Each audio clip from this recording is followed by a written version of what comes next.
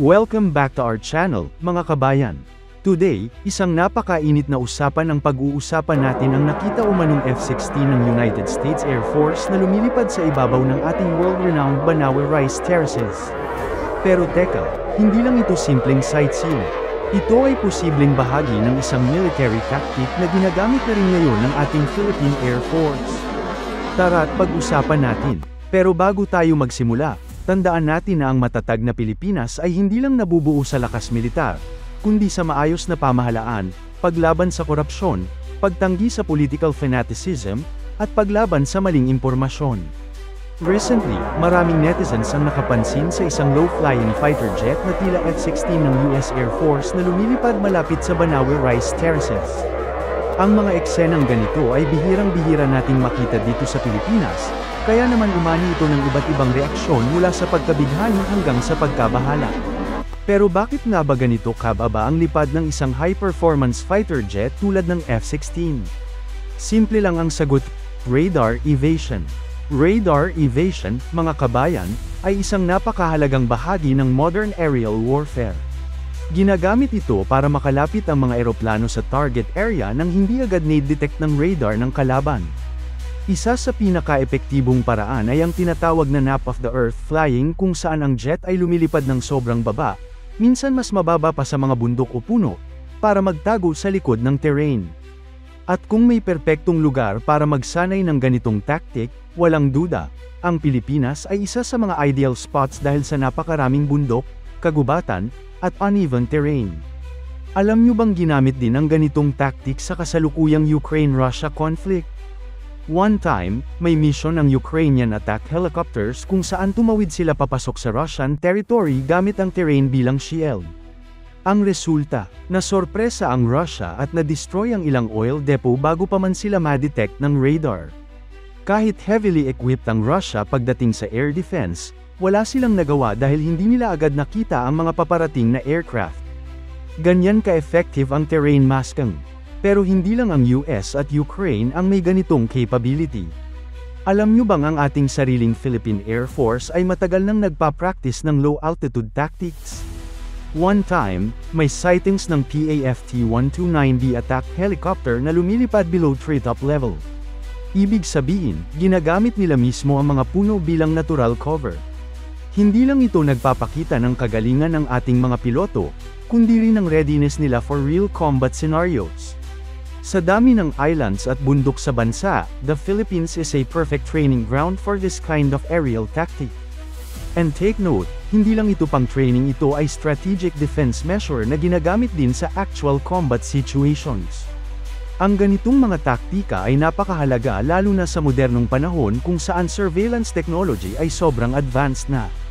Pero kahit gaano pa ka-high-tech ang kalaban, kung magaling ang pilot at marunong gumamit ng terrain, pwede pa ring maungusan ang sistema. Sa totoo lang, ang terrain ng Pilipinas ay natural na defensive advantage. Mula Cagayan hanggang Palawan, napakaganda ng topography natin para sa radar-evading flight paths. Kaya malaking bagay na marunong ang ating Air Force gumamit nito. Hindi natin may kakaila, mga kabayan, na ang mundo ay ante-unting nagiging mas tense pagdating sa geopolitical situations. Kaya ang mga ganitong exercises at tactics ay hindi lang simpleng training, ito ay bahagi ng paghahanda para sa anumang maaaring mangyari. At habang patuloy ang modernization ng Armed Forces of the Philippines, kabilang ang pagpasok ng bagong fighter jets, helicopters, at missile systems, mas lalong lumalaki ang kakayahan natin na ipagtanggol ang ating bansa. Speaking of modernization, alam nyo ba mga kabayan na may malaking papel ang mga radar evasion tactics sa pagpili ng mga bagong multirole fighter jets para sa Philippine Air Force? Sa kasalukuyan, may dalawang top contenders, ang F-16 Block 70-72 Viper mula sa Lockheed Martin ng Amerika, at ang JAS-39 Gripen E mula sa Saab ng Sweden. Parehong advanced, parehong capable, pero may kanya-kanyang lakas pagdating sa stealth at survivability. Ang F-16 Viper ay battle-proven at ginagamit ng maraming air forces sa buong mundo. May kakayahan itong gumamit ng napakababang altitude sa mga mission para makaiwas sa radar detection. Mayroon itong napakagandang situational awareness at modern electronic warfare systems na makakatulong sa ganitong klase ng operations. On the other hand, ang Gripen E ay specially designed para sa mga bansang may complex terrain tulad ng Sweden, na puno ng forests, lakes, at bundok.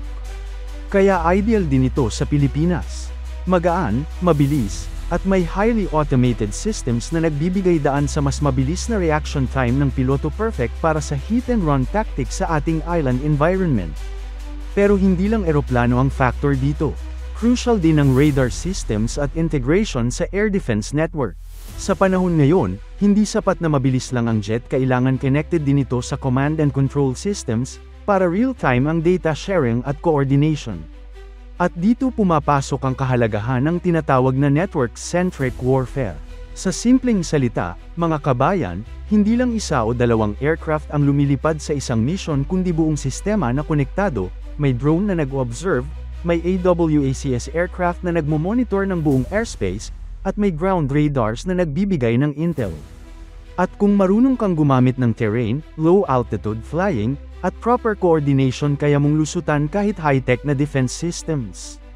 Ngayong may mga balita na pwedeng magpadala ng mga second-hand F-16 ang Amerika sa Pilipinas, posibleng ito na ang pagkakataon para makuha ng PAF ang combat experience na kailangan nila habang naghihintay ng bagong jets. Imagine, kung masanay ang ating mga piloto sa real tactical flying gamit ang mga galing sa US, siguradong level up ang skills natin sa defense readiness. At habang may mga joint exercises gaya ng balikatan, makikita natin na hindi lang tayo basta host country. Active participant na ang Pilipinas sa pagpapalawak ng collective defense capability sa Indo-Pacific region. Sa bawat low-flying maneuver, sa bawat radar evading tactic, pinapakita ng ating Air Force na hindi tayo basta-basta. Nakakatuwa lang isipin na kaya na rin ang ating mga piloto makipagsabayan pagdating sa tactical flying. Ang mga eksenang tulad ng T-129B na lumilipad ng sobrang baba, o ng FA-50 na gumagamit ng mountain cover, ay hindi lang nakamamangha, ito ay simbolo ng ating air defense competence. Sana mas dumami pa ang suporta ng publiko sa ganitong mga inisyatibo. Huwag natin ismulin ang mga sightings na ganito dahil dito natin makikita kung gaano ka-prepared ang ating kasundaluhan. So mga kabayan, ang simpleng paglipad ng F-16 sa ibabaw ng Banawe Rice Terraces ay hindi lang basta exhibition. Ito ay bahagi ng mas malalim na taktika na ginagamit ng mga bansa sa totoong giyera at ginagamit na rin ngayon ng ating sariling Air Force. Ibang level na talaga ang kakayahan ng ating mga piloto. Kaya suportahan natin sila, lalo na habang patuloy ang AFP modernization program. Anong masasabi nyo sa nakita nyong F-16 flyover at sa low-altitude tactics ng ating mga piloto? E-comment nyo sa baba at pag-usapan natin. Don't forget to like, share, and subscribe para sa mas marami pang defense at aviation updates. Hanggang sa muli, mabuhay ang Pilipinas!